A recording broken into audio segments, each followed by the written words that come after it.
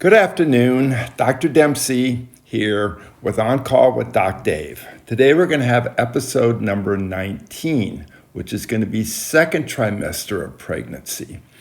Yesterday we did episode 18, which was first trimester of pregnancy. If you didn't listen to that one, it's probably best you listen to that first, then listen to this one, and then the next one will be on your third trimester.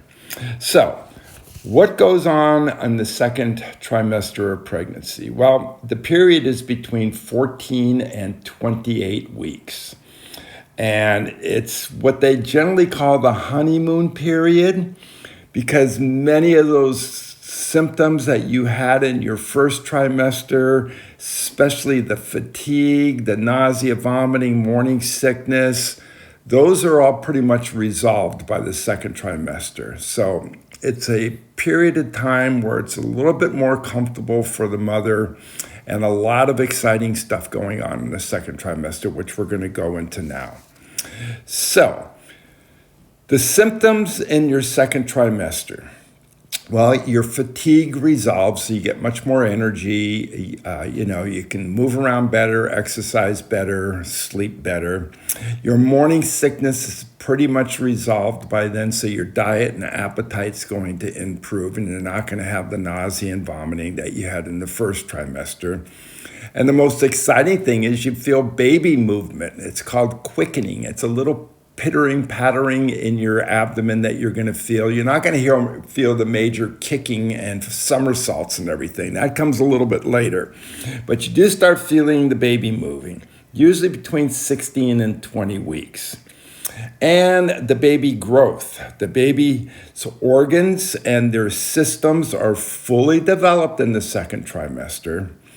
And the growth and weight of the baby increases as well.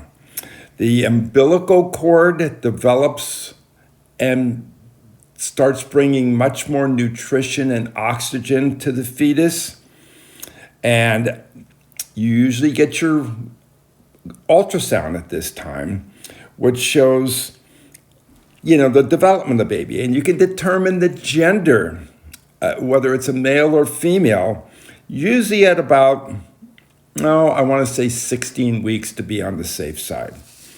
The mother can get her vaccines in the second trimester that she couldn't get in the first for whooping cough, flu, and COVID. You can get all those vaccines safely. And you start wearing maternity clothing. How exciting is that? So it's just the progression of the pregnancy, it's kind of exciting. You buy some maternity clothes, you feel like the baby's really developing, you feel the kicking, there's a heartbeat on the ultrasound, you can tell the gender. It's a very exciting period of time. You lose a lot of those, symptoms you had in the first trimester. That's why they call it the honeymoon period. So things to avoid in your second trimester. Well, again, any alcohol, smoking, or drugs is totally out, okay? Any sushi or raw fish is totally out. These are the same things as the first trimester, but you can't, start doing that now just because you've gotten into your second trimester. How do you stay comfortable in the second trimester? Because now the uterus is expanding and you're starting to feel more pressure down there. Well, you take breaks during the day and you go out for nice walks. Walking is a very good, healthy exercise to do during pregnancy. You lie on your side, you put pillows between your knees, pillows on your back, pillows on your neck, and lie on your side. Don't lie on your back and don't lie on your stomach, just lay on your side. Either the right or left doesn't make any difference. And then, if you feel like you're getting a little nauseated, which generally you won't, but if you do, after you eat, sit up, don't be lying down. Now, important thing, can you have sex in the second trimester? Absolutely yes, because the baby is well cushioned in a big sack of amniotic fluid, and, there's not going to be any damage or injury to the baby if you're having sexual activity. So that's a nice improvement from the first trimester. Now, what kind of complications can develop in the second trimester, specifically for the mother, okay? And the main one is something called preeclampsia. And that usually comes after 20 weeks. And this is very dangerous. And I'll explain why. Because the high blood pressure you get in preeclampsia, which is a blood pressure of anything over 140 over 90, can cause damage to the mother's kidneys and to the liver. So you gotta maintain and monitor that blood pressure. And you'll have symptoms that you'll feel that you can tell if you're getting preeclampsia. And usually you got upper abdominal pain, which is different than the uterus just starting to expand a little bit. You get edema of the hands and lower extremity, which is swelling. You start getting visual changes, some blurred vision. You get headaches that are unremittent, that are really bad. And you start vomiting, okay? And I don't mean morning sickness vomiting. I mean you're vomiting. Those are all symptoms you gotta watch for. And you go to the doctor, you go to the emergency room. One of the things, obviously, they're going to check is your blood pressure. Then they check your urine to see if you're spilling a lot of protein in your urine. And if you are, with that elevated blood pressure and the headache and the visual changes, then you've got preeclampsia. So that is a OB emergency. And you got to check in with your doctor right away. And what is the treatment for preeclampsia? Well, unfortunately, the only major treatment is to deliver the baby early, because the mother can go from preeclampsia to eclampsia, which is where the mother has seizures, and it could threaten the mother's life, and it could threaten the viability of the baby. So preeclampsia is something you want to keep an eye on. Make sure you don't develop it. If you do, you got to get in touch with your doctor right away. If you check your blood pressure and it's over 160 over 110, you got to go to the ER immediately. Call your doctor and call 911 and get to the ER. Now, other complications obviously are more minor, heartburn, reflux coming up into your esophagus from the acid in your stomach, the hydrochloric acid. There's a hormone that develops during the second trimester called relaxin, and this will relax not only the uterus and everything else that's going on down there, so the uterus can expand and grow, but it also relaxes a valve between your esophagus and your stomach that will cause the acid to reflux back into your esophagus. So how do you get around that? Well, again, small, frequent meals, just like you did with morning sickness in the beginning. And avoid anything that's got citric acid in it, like fruits and citric acid juices. Wait 30 minutes after you eat before lying down. You can, drink some low-fat milk, which will help. And avoid any over-the-counter antacids without checking with your doctor first.